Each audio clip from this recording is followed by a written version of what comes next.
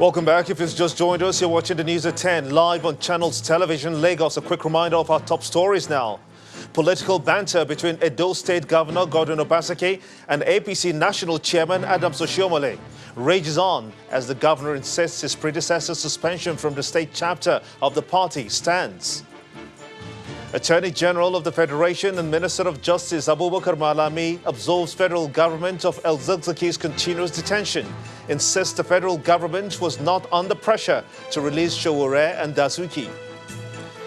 And at least 12 persons killed as passenger jet crashes in southern Kazakhstan, leaving several others injured and 10 in critical condition.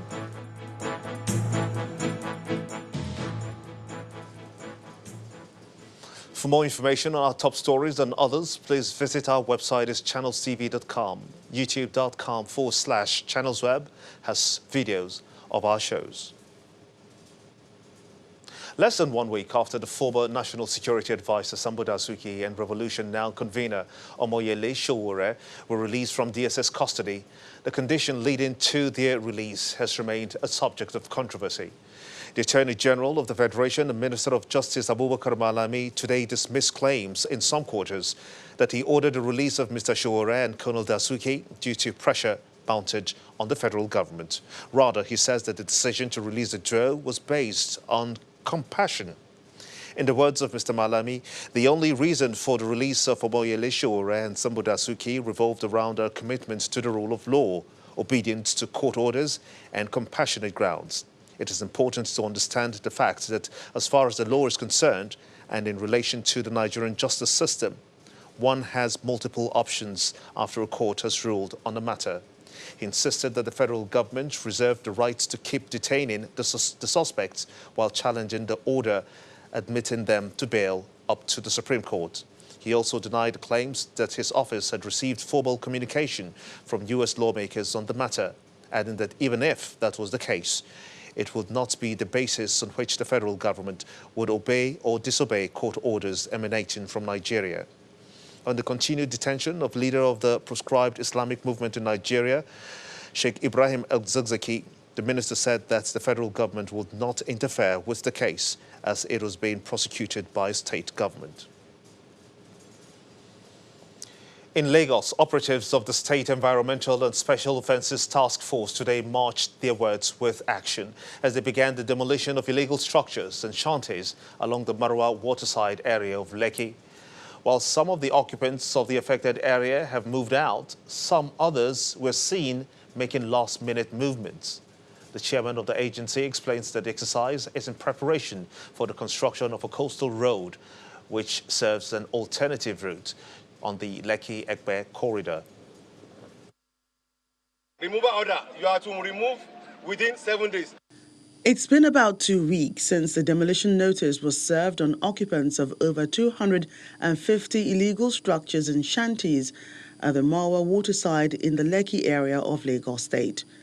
Although many of the residents have left, there are those who still do not believe they are faced with this stark reality and still try to salvage what they can.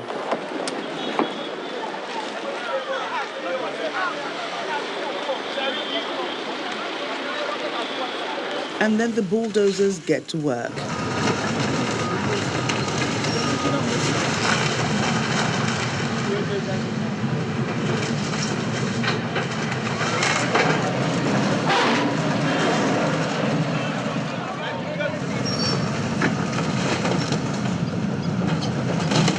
They have already tell us that they give us seven days to pack all our car, our bus, everything. So, and then, you know, the rule of Christmas Day. So I travel, and then they just call me at Jebu Day. Before I come, they have already towed my 2 vehicles. I've been here now for 4 months. I left, I was in Oniru, where they gave us a place.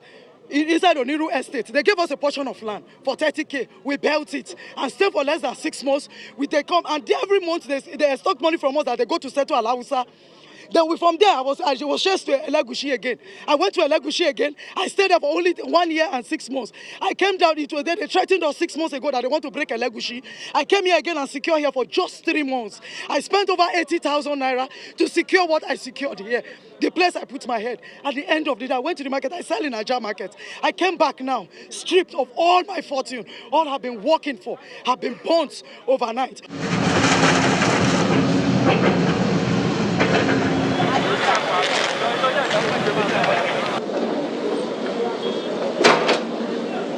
Amidst the confusion, this family claim they've come to pick up the remains of their brother who passed on the night before the bulldozers came calling.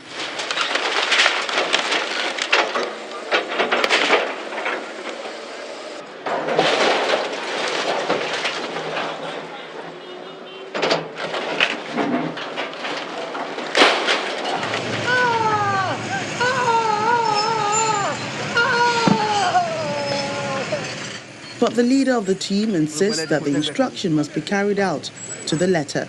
After the demolition of these illegal structures, we are visiting mobile policemen from neighboring states, a unit that will take charge of this place for the next 6 months before construction will now start. This is about the 6th time the Lagos state government will be displacing illegal occupants from this area that's been proposed as a coastal road. Many are hoping that the state government will get to work on the proposed road as soon as possible and that the illegal shanties will not find their way back to the area. Let's quickly shift to Abuja now, where Mark Belgun Yusuf is standing by to take us through a couple of more stories away from that very disturbing one we just saw now. Mark, how's it going? Well, not bad, Gimba. We're starting with this one where President Muhammadu Buhari is asking Nigerians not to allow the action of some terrorists create a division among them along religious lines. The president, who is reacting to a video by the Islamic State of West African province, that's ISWAP, showing the execution of some Christians and Muslims, expressed sadness and shock over the death of innocent civilians in the hands of those he describes as a remorseless, godless and callous group who have given Islam a bad name through the atrocities. The president also enjoins Nigerians not to allow the actions of these terrorists give room for division in the country, as the goal of these psychopaths is to cause confusion and spread distrust between Muslims and Christians. The president says, "These agents of darkness are enemies of our common humanity, and they don't spare any victim, whether they are Muslims or Christians, and therefore we shouldn't let them divide us and turn us against one another.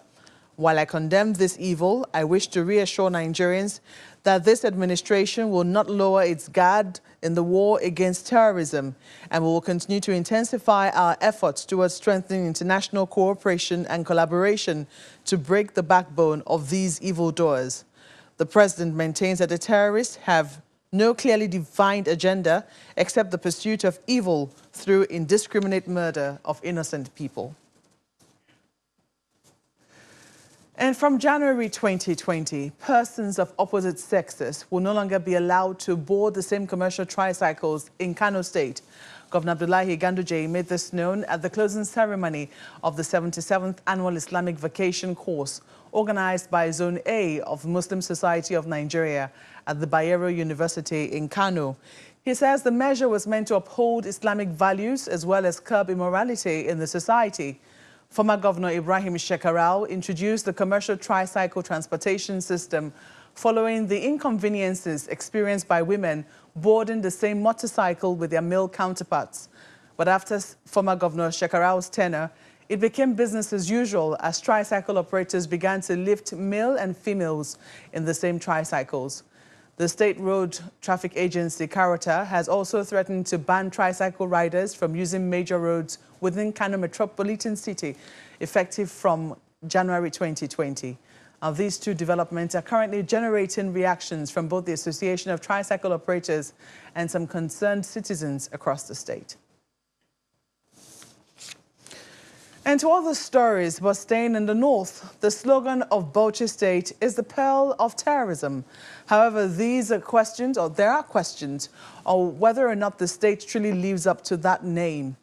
Although tourist attractions abound in the state, tourism professionals are of the view that the sites are yet to be developed to become world-class destinations. Our correspondent Hajara Aliyu examines how tourism is faring in Bauchi State. Bauchi State, northeast Nigeria, has often been described as the pearl of tourism. There are over 20 tourist potentials in the state, but not more than 5 have been developed. Famous among the tourist attractions are the Yankari Resorts and Safari, Sumo Wildlife Park, and the tomb of Nigeria's first and only Prime Minister, Sir Abubakar Tafawa Balewa, a monument rich in history about the struggle for independence.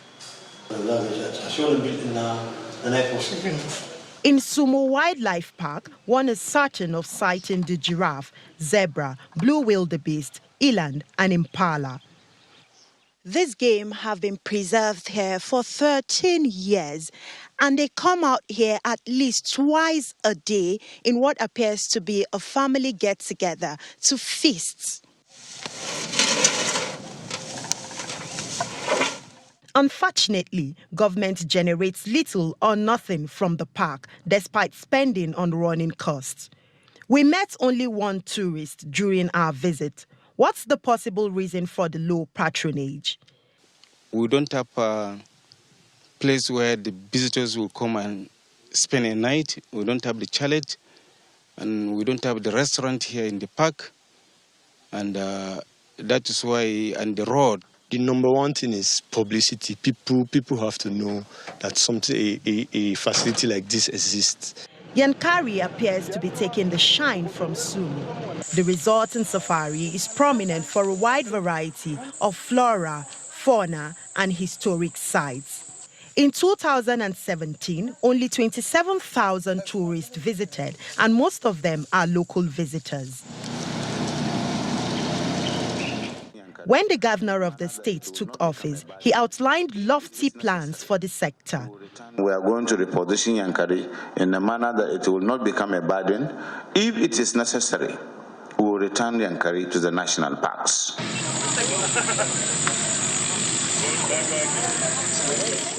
How visible are these plans? Can Bauchi turn her fortunes around, like Dubai in the United Arab Emirates that succeeded in turning a desert to a tourist destination?